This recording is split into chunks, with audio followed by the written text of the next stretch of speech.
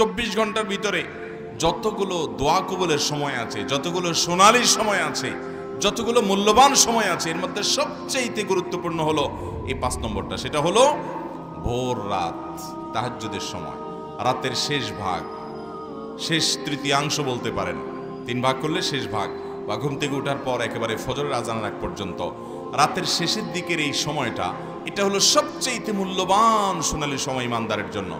আপনার দোয়া আল্লাহর কাছে পৌঁছাতে চান, কায়মন বাক্যে আল্লাহর কাছ থেকে পাশ করাতে চান, আল্লাহর সবচেয়ে নৈকট্য অর্জন করতে চান, খুব বেশি আল্লাহর কাছে প্রার্থনা করতে চান, সিজদায় আল্লাহর কাছে বান্দা সবচেয়ে কাছাকাছি যেতে পারে। আর ভোর রাতের দোয়া, এটা বান্দার সবচেয়ে ইফেক্টিভ দোয়া হয়। এই দোয়া আল্লাহ তাআলা সাধারণত ফিরিয়ে দেন না।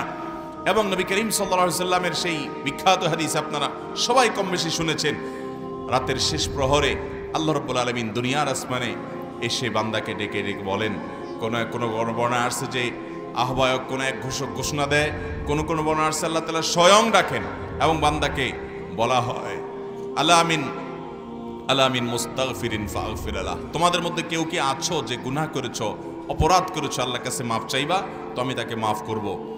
আলা মিন মুবতালান ফাওয়াফি আলাহ, তোমাদের কেউ কি অসুস্থ আছো যাকে আমি সুস্থতা দান করব, অর্থাৎ আমার কাছে এটা চাইবা। এই জন্য ভাইরা আমার, ভোর রাতের এই সময়টাতে আল্লাহ তাআলার রহমতের দুয়ার খুলে দেওয়া হয়। আল্লাহ রাব্বুল আলামিন নিজে দুনিয়ার আসমানে নেমে আসেন এবং রহমতের ভান্ডার সবচেয়ে বেশি উন্মুক্ত হয়।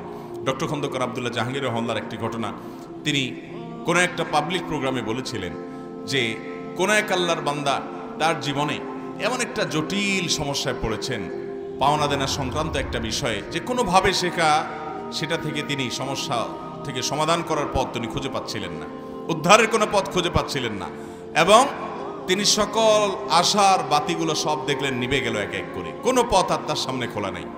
তখন তিনি স্যার রাহিমাহুল্লাহর কাছে এসে বলেছেন যে আমাকে কোনো একটা আমল, কিছু একটা শিখাইয়া দেন। হয়তো অন্য অনেকের মতো ভদ্রলোকও ধারণা করছে যে উনি হয়তো কোনো তাবিজ বা কোনো কিছু দিবেন।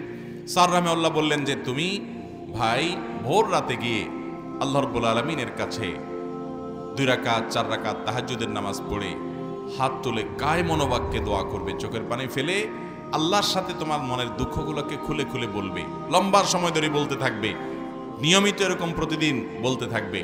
এই টাইমটাতে করতে থাকো, দেখা যাবে আল্লাহ রাব্বুল আলামিন তো দোয়া কবুল করেছে। লোকটা স্যার রাহিমাহুল্লাহ বলেছেন, কয়েকদিন পর আমার কাছে এসে বলল যে অলৌকিকভাবে, অবিশ্বাস্যভাবে আল্লাহ তাআলা আমার সেই সমস্যাকে এমনভাবে সমাধান করে দিয়েছেন আমি কল্পনাও করি নাই, এবং আমল ওই একটাই ছিল যেটা আপনি বলেছেন, ভোর রাতের দোয়া। এই জন্য ভাইরা, আল্লাহর কাছ থেকে কোনো কিছুকে মঞ্জুর করার জন্য ভোর রাতের দোয়ার কোনো বিকল্প। এই জন্য শয়তান দেখবেন সন্ধ্যা রাত্রে আপনাকে ঘুমাইতে দিবে না, এসার পরে বলবে যে একটু মোবাইল টিপ, একটু ফেসবুক দেখ, একটু ইউটিউবে যে ওয়াজ শুন, এ সমস্ত বলে আপনাকে কালক্ষেপণ করবে, সময় নষ্ট করবে, 12টা 1টা 1.5টা 2টা বাজায় দিবে।